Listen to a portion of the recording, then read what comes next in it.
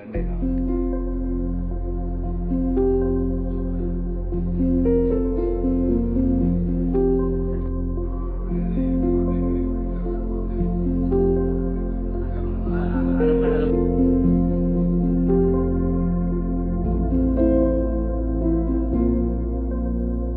ప్రభుత్వ ఉద్యోగమా వామ్మో సమయం వృధా అని భయపడుతున్న రోజులివి. ప్రభుత్వం ఇచ్చే చాలని నోటిఫికేషన్లతో అందులోనూ కట్-ఆఫ్ మార్కులతో సతమతమవుతూ ఎన్నిసార్లు పోటీ పరీక్షలకు పదును పెట్టి సిద్ధమైన 1-2 మార్కుల వ్యవధిలో కూడా ఉద్యోగం ప్రయత్నం విఫలమవుతూ చాలా వరకు యువత ప్రైవేట్ రంగ సంస్థల్లో ఉద్యోగులుగా స్థిరపడుతున్నారు. ఇలాంటి పరిస్థితుల్లో ఒక ప్రభుత్వ ఉద్యోగం సంపాదించడమే కష్టమవుతున్న రోజుల్లో ఓ యువకుడు ఏకంగా 5 ప్రభుత్వ ఉద్యోగాలకు అర్హత సాధించి ఆదర్శవంతంగా నిలిచాడు.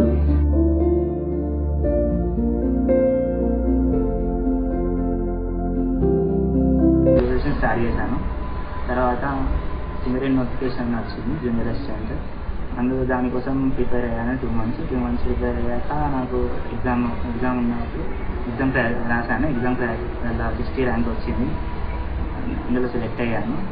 తర్వాత గ్రూప్ 1 ఎగ్జామ్ ఉంది. గ్రూప్ 1 ఎగ్జామ్ రాశాను. మెయిన్స్ తర్వాత సాధించాను. తర్వాత అసిస్టెంట్ ఎగ్జిక్యూటివ్ ఇంజనీర్ ఎగ్జామ్ ఉంది. అందులో రాశాను. స్టేట్ 8th ర్యాంక్ వచ్చింది. తర్వాత నెక్స్ట్ గ్రూప్ 4 ఎగ్జామ్ రాశాను. గ్రూప్ 4 ఎగ్జామ్ కూడా మంచి మార్కులు వచ్చాయి. అన్ని డిపార్ట్మెంట్లో వస్తాయి. నెక్స్ట్ ఏఎంబీఏ ఎగ్జామ్ రాశాను. ఏఎంబీఏలో 12th ర్యాంక్ వస్తుంది. పాలిటెక్నిక్ లెక్చరర్ ఎగ్జామ్ కూడా రాశాను. అందులో కూడా మంచి మార్కులు వచ్చాయి. ప్రిలిమినరీకి ఇచ్చారు.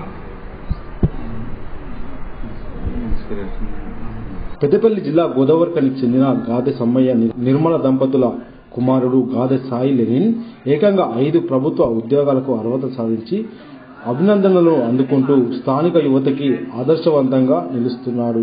సాధించిన 5 ప్రభుత్వ ఉద్యోగాలు కూడా మెరిట్ మార్కులు రావడంతో ఎంతో ఆనందంగా ఉందని తల్లిదండ్రులు తమ ఆనందాన్ని వ్యక్తం చేశారు.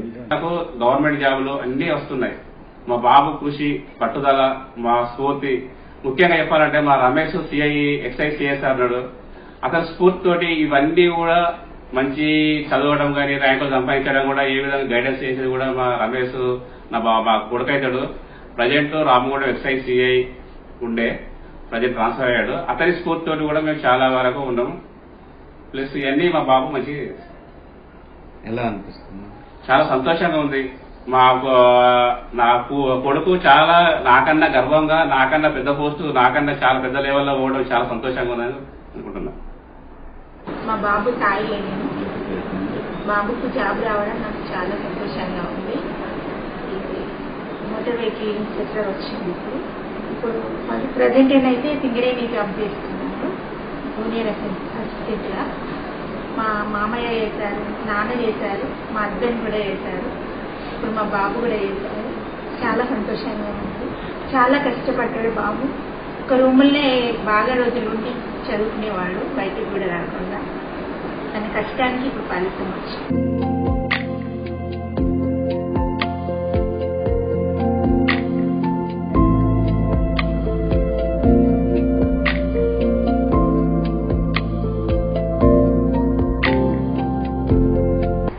ఫస్ట్ ఇయర్స్ కష్టపడ్డాను, కానీ ఫ్రూట్స్ అలా ఫలితం ఇట్లా లేకుండే. కానీ అది డిమోటివేట్ కాకుండా ఎఫర్ట్స్ పెడుతూనే ఉండే.